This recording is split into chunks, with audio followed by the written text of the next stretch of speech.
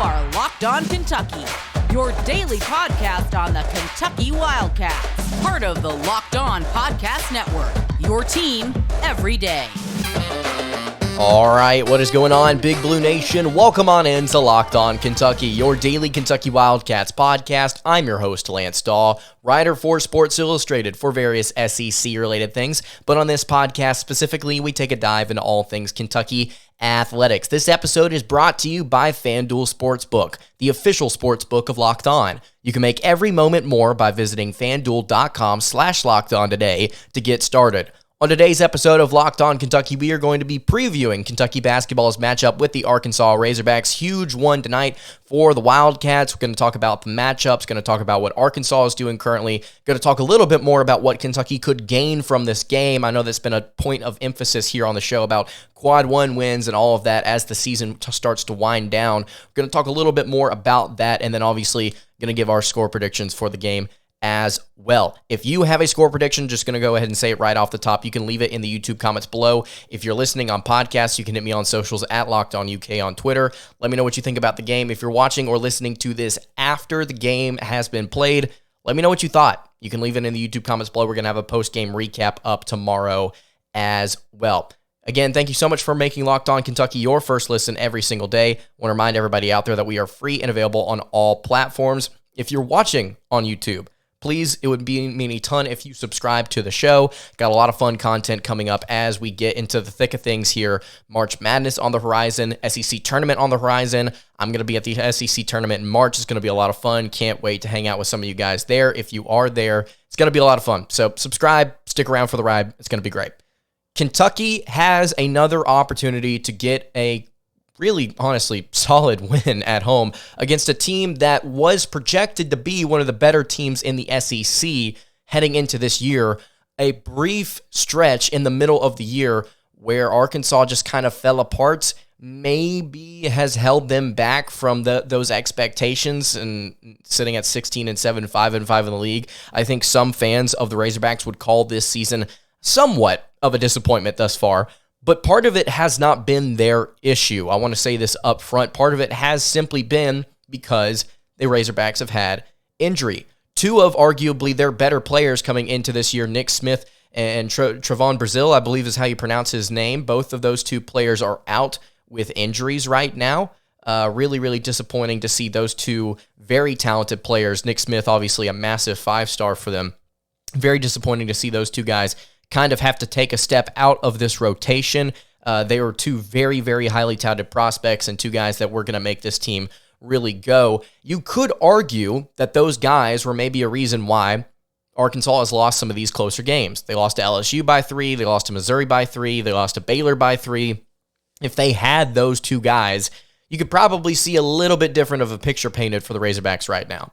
But as it stands, they don't have those two guys, and they head into this game on a 2-game win streak. They've won 4 out of their last 5 after losing 5 out of their last 4 in the middle of the season.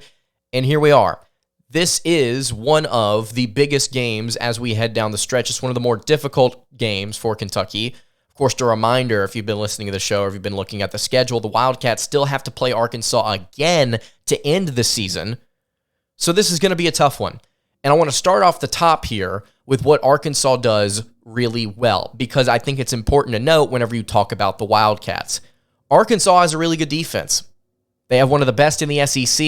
It's not the best in the SEC because of how good Tennessee has been playing on that side of the ball, but it's certainly one of the better ones in the conference. They are 13th nationally in adjusted efficiency defensively, and they do a lot of things well. They block shots, they prevent 2-point baskets, they steal the ball, they create turnovers, and they shut you down effective field goal percentage-wise. I mean, every single statistical category, they're really, really solid in. Outside of free throw attempts per game, which is a little bit high, I think, for what Arkansas may want to do on that end of the floor, and it may be an interesting part of this matchup specifically tonight. But overall, I think Arkansas is a very, very solid defensive team. Credit Eric Musselman for getting this team prepped and ready for another season. You know, the 3 years in a row now, if I'm not mistaken, Musselman has had a top 15 defense in college basketball. And he's done it with a bunch of different transfer portal players and new additions. there has been hardly any sort of consistency on Arkansas's roster for several years now. That's why Musselman's known as the importer, and he's gotten his guys to play really good defense regardless. In 2021, Arkansas was 70th nationally in Division I experience. In 2022, they were also 70th. In 2023, this year, they are 258th, excuse me. They don't have a lot of experience this year, so they've not gotten those transfers that they normally get, those really, really old guys that are able to go out there and execute and be a veteran presence. It's some of these younger five-star kids, and they've been executing really well on the defensive end. Scoring-wise, though, if you want to look at what they're doing on that side of the ball, Ricky Council is one of the better scorers in the SEC. He's not the most consistent three-point shooter, but he's an excellent foul shooter, really, really solid in that area as well. Just creating from every single part of the floor. I think Ricky Council, who is averaging over 35 minutes a game, is going to be a huge matchup in this one because of something that we've talked about quite a bit whenever Kentucky matches up with people, dimensions. So before I go any further, before I go breaking down Council or the defense or anything, the other thing I think that is huge outside of Arkansas's defense is their length. They are 10th nationally in average height, 10th in the country, one of the tallest teams in the nation. And what have we discussed about Kentucky whenever they match up against defensive-minded, lengthy teams? They don't play well. Most teams don't.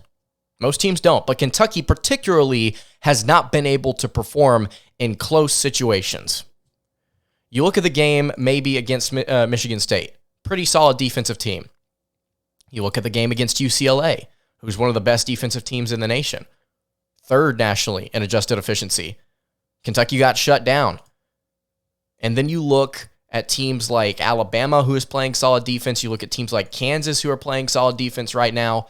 I mean, there are several points in this schedule where Kentucky has just faltered against really solid defensive opponents. And they're all sitting there in the top 30, 35 nationally. Alabama 5th, if I'm not mistaken. Kansas is in the top 15 as well. UCLA, like I mentioned, is 3rd. I mean, there's just a consistent string of when Kentucky plays a good defense this year, they don't score and they lose. So that is the interesting point to me heading into this one. They've got length, they've got a stout defense, and then they've got a star player in Ricky Council, 6'6", 205 pounds. Last time out, we saw Kentucky really struggle against Kansas with their multitude of forwards that they had, not just Jalen Wilson, but KJ Adams and guys like him as well. So it's going to be another interesting test. How does Chris Livingston, how does Jacob Toppin, how does this front court as a whole in that 3 spot perform against the Razorbacks? And I'm not talking offensively. I'm talking defensively. Anthony Black, one of their somewhat point guard / forwards, is 6'7". He's a problem on the defensive end of the floor. Devontae Davis is 6'4". Jordan Walsh is 6'7". Mekhi Mitchell is 6'9". I mean, they go deep in this rotation, and they don't have a short guy on their team. Jalen Graham is 6'9". How is Kentucky going to defensively play against this team? I think it's very interesting to note that Arkansas is one of the better teams in the nation in terms of 2-point field goal percentage and 2-point percentage in terms of how much they get overall in terms of point distribution. Let me rephrase that because that wasn't a great way to phrase that. They are 11th nationally in percentage of points that they get from 2. They get 59.7% of their points from 2. They have a very lengthy team. They play good defense. And what does that tell you about Kentucky on the offensive end of the floor? They may struggle at times to get baskets, and Arkansas may be the one just kind of running in transition and getting baskets on their end. It feels like a bad matchup, right? It feels like a bad matchup. I want to focus a little bit more on what Kentucky may do in this game in just a second. Before I do that, though, I want to tell you guys about our friends over at FanDuel. This year, the only app you need at your Super Bowl party is FanDuel, America's #1 sportsbook. We're really excited about our new sports betting partner for Locked On because they're the #1 sportsbook in America. That's right, that's FanDuel. And if you're new to FanDuel, that's even better. They have so many great features that make betting on sports fun and easy. You can download FanDuel now so you can bet Super Bowl 57 with a no-sweat first bet. You'll get up to $3,000 back in bonus bets if your first bet doesn't win. FanDuel lets you bet on everything from the money line to point spreads to who will score a touchdown, all of that good stuff, and it's all on an app that is safe, secure, and super easy to use. Best of all, you can get paid your winnings instantly. So join FanDuel today at FanDuel.com/lockedon to claim your no-sweat first bet on Super Bowl 57. Again, that's FanDuel.com/lockedon. You can make every moment more with FanDuel, the official sportsbook partner of the NFL. All right, continuing along here on the Tuesday edition of Locked On Kentucky, Lance Dawe hanging out here with you.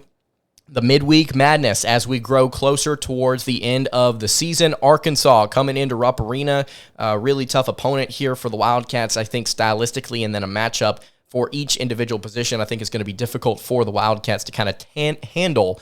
But we mentioned there just a second ago about how Arkansas has a decent amount of length, and they may use that to their advantage, particularly getting to the rim on the offensive end of the floor, and then also on the other side, protecting the rim pretty decently. But there are a couple of players I want to highlight here for the Wildcats that could end up doing damage in this one. In case you're wondering, Ken Pom predicts that this game will be won by Kentucky. 72-69 is the final score they predict. It's a 58% chance for the Wildcats to win, so this could go either way. But there are two players that I think could really flip the script here. One of them, I have talked about quite a bit this season, particularly over these last 2 weeks, and that would be Jacob Toppin.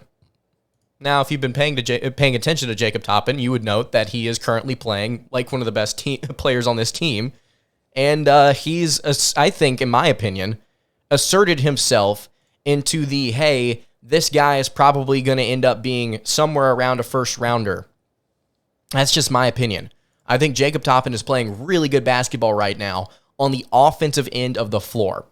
We need to see more from him defensively. Are we going to get that? I don't know. I'm not sure.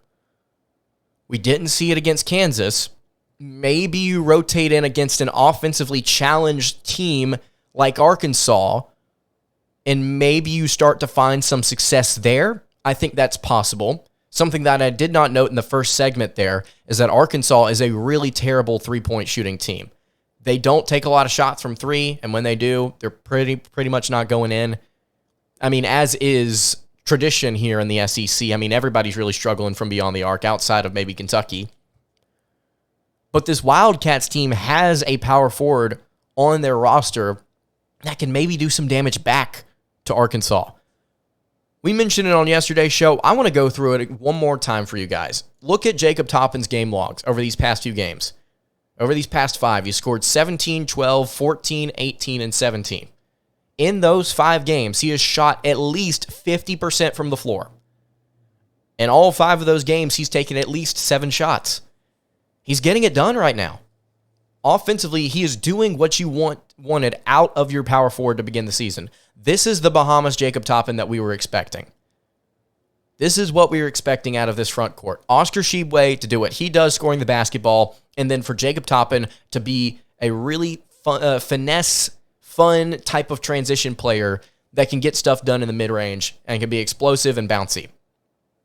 I think that he is going to be another important factor in this one. We talked about the Kansas game. We talked about the South Carolina game, about how important it is for you to not just get your star player going, but it's really important that you get some of your role players clicking as well. Jacob Toppin, I think, needs to pop off in this game. And then as a whole, I'm not saying that Jacob Toppin needs to be the star player. Look at what Kentucky's doing right now.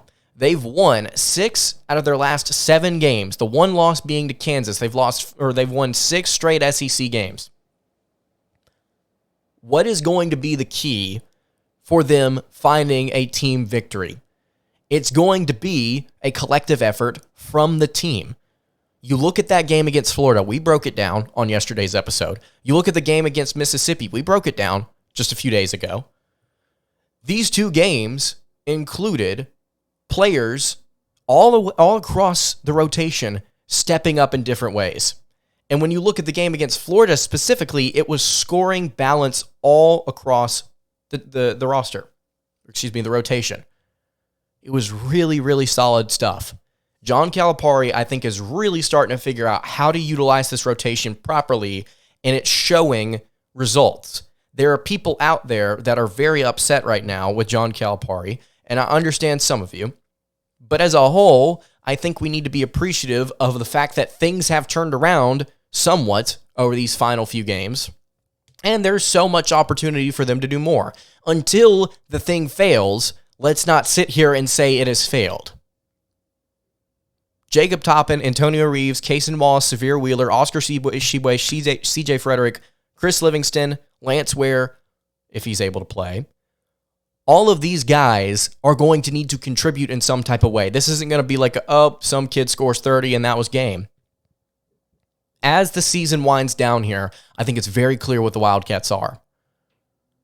They are a well-oiled machine, and they're winning if every single player is contributing. On the offensive end of the floor, they're going to need to see some of their threes go down. They just have to. Simple as that. They have to see some of their threes go down. I'm not sure how many Kentucky's going to want to take because we've seen them go on and off from beyond the arc, depending on what the matchup looks like. So I'm curious. I'm really curious about this game. Arkansas plays good defense. They're tall. They're athletic. Kentucky has struggled against teams like these. But Kentucky also has momentum. They've won quite a few games recently. They feel comfortable, I think, with where they're at right now. And they've got a really ruckus crowd, really loud ruckus crowd for Rupp Arena tonight. That's going to be a lot of fun. It's going to be really difficult, I think, for Arkansas. I'm curious to see how Kentucky handles business tonight. I'm going to give some final thoughts, talk about the net rankings, talk about different things like that to kind of wrap things up here. Before I do that, though, I want to tell you guys about our friends over at Built Bar. If you're looking for a delicious treat, but you don't want all the fat and calories, then you have got to try a Built Bar. We just got through the holidays just about a month ago, and my goal, like I mentioned over the past couple of weeks, is to eat a little bit healthier this year. If you're like me, where you want to eat healthier, but you don't want to compromise taste, then we've got just the thing for you. You have got to try Built. With Built Bars, healthy is actually tasty. You may ask, well, what makes Built Bar so good? Well, for starters, they're covered in 100% real chocolate, and they come in unbelievably great flavors like churro, peanut butter brownie, and coconut almond. And on top of that, they taste really, really, really good. Taste like a candy bar while maintaining amazing macros. 130 calories, 4 grams of sugar, and a whopping 17 grams of protein. They're really, really good for you. They taste incredible, and now you don't need to wait around to get a box. So for years, we've been talking about ordering your Built Bars at Built.com. Now you can get them at your local Walmart or your Sam's Club. You can head to your nearest Walmart today. You can get a 4-bar box of cookies and cream, double chocolate, coconut puffs. If you go to Sam's Club, you can get a 13-bar box with our hit flavors brownie, batter, and churro. Or if you can't get to either of those stores, you can always order Built Bars at Built.com. Would highly encourage you guys to check this out. You can thank me later. All right, wrapping up the Tuesday edition of Locked On Kentucky. Lance Dawe hanging out here with you. If you've not subscribed to the show already, it would mean a ton if you went ahead and did that. Again, on YouTube, we are climbing ever so close to 3,500 subs, if I'm not mistaken. And then on podcast, it would mean a ton if you followed the show and left a 5-star review. Let me know what you think about the show. Let me know what you're thinking about Kentucky basketball heading up as we wrap up the season here. At Locked On UK on Twitter is where you can find me if you want to share any of those thoughts about the Wildcats. So Kentucky right now, as we have discussed, is currently in the midst of what could be a revitalization of what people have perceived to have been a lost season. And I think that there are some opportunities for Kentucky to really get several big victories here as the year winds down. Tristan Ferris, I believe is how you pronounce his name, Tristan Ferris on Twitter, at TristanUDA, tweeted out and pointed out that Kentucky has 5 quad 1 opportunities over the final 8 games. So you've been listening to this show. I know you have, but I'm going to walk through what the net rankings are real quick one more time for anybody out there that doesn't know what it is. So the net rankings, if I'm not mistaken, were introduced just a few years ago, and it's another way for people that are creating NCAA tournament seeding to track how these how these teams are doing. And so it's a mathematical equation. It's just a numbers-based system that puts together all of these rankings for every single team in Division I, and they rank them accordingly based on who they've beaten, how they've beaten them, how healthy they are, what players that they have. And then on top of this, and this is what you see, they divide all of these teams into 4 different quadrants. Quadrant 1 obviously holds the best teams in the country. Quadrant 2 holds some good teams. Quadrant 3 holds some lesser teams. Then Quadrant 4 has the worst teams in the country. In case you don't know, there are over 300 teams in Division I. There are 363 this season to be specific. Kentucky right now is 31st. They're 31st in the net rankings, and their strength of schedule, I think, is particularly weak. Because when you look at the Quad 1 wins that they have, and the goal is to get as many of these as possible, Kentucky has played 7 Quad 1 games, and they've lost 6 of them. They're 1-6. Now, they've beaten all their Quad 1 and Quad 2 opponents, but they lost 6 of their 7 opportunities to get some really solid resume builders. They've got 5 more of them to end the year. Just goes to show you how tough the end of the year is. They've got 5 more. Arkansas is a Quad 1 game. Georgia is a Quad 2 game, which is surprising to me. Mississippi State, Tennessee, and Florida are all Quad 1 victories. Auburn's a Quad 2 right now, Vanderbilt's a Quad 3, and Arkansas is a Quad 1 to end the year. So you've got 2 Quad 1 opportunities against Arkansas. You've got 3 of them against Mississippi State, Tennessee, and Florida. You got 2 Quad 2s against Georgia and Auburn. Guys, this schedule has set up to where if Kentucky is going to start playing their best basketball heading into March, it would be perfect because of how their schedule sets up with the difficulty. They've got to be able to pick up some of these wins. They've got to be able to. It starts tonight, and then you work your way through those really tough games at Mississippi State, Tennessee at home, at Florida. If you can find a way to win, 3 of these Quad 1 games out of 5, you're all of a sudden talking about a completely different team in terms of tournament seeding. We've talked about it before on the show. There are 8 games left right now. And here's the thought process. Kentucky could go 4-4 in this final 8-game stretch. But if they get 4 Quad 1 victories, right? If they end up getting 4 Quad 1 victories and they lose the rest of the games, their seeding is going to be significantly higher than if they lost 4 of the Quad 1 games and only won 1 of them. Because, again, there's only 5 left on the schedule. It would be significantly different. They could still go 4-4. They could still have, on the surface, the same record. It just wouldn't look nearly as impressive to people that are trying to seed March Madness if they don't get those quality victories. I feel like I've said the same thing over and over again for a week now. But look, Mississippi, Florida, Arkansas, and Georgia, those were the 4 games after Kansas. I said I think we have a shot to go 4-0. We've beaten 2 of those opponents. Do we beat another one tonight? Right now, I'm going to say I don't think so. I want Kentucky to go out there and prove me wrong.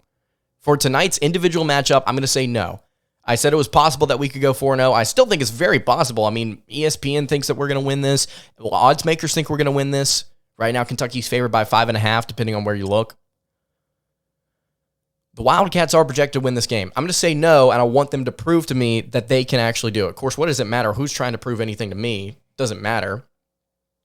But for my validation, my individual validation, I want to see the Wildcats go out and pull this one off, but I just have my doubts because, again, of what matchup-wise this team looks like against them. So that's my thought on that. If you've got any thoughts about this game, leave them in the YouTube comments below. Drop a score prediction. I think Kentucky's going to lose this game by 5. That's my final score prediction. I think Kentucky's going to lose maybe something like 75-70, 69-74, somewhere around there. Drop your score prediction in the comments below if you're listening on podcast at Locked On UK on Twitter. You can follow the show. Make sure you follow over there at Locked On UK. Follow me on Twitter. Man, really checking out here as the show winds down. You can follow me on Twitter at LanceDawe_. You can also follow the show on Instagram at Kentucky Podcast. I finally logged back into the account, guys. I'm back. Any questions, comments, concerns, leave them in the YouTube comments. I will see you all tomorrow for another recap episode of this game. Have a great rest of your day, and God bless.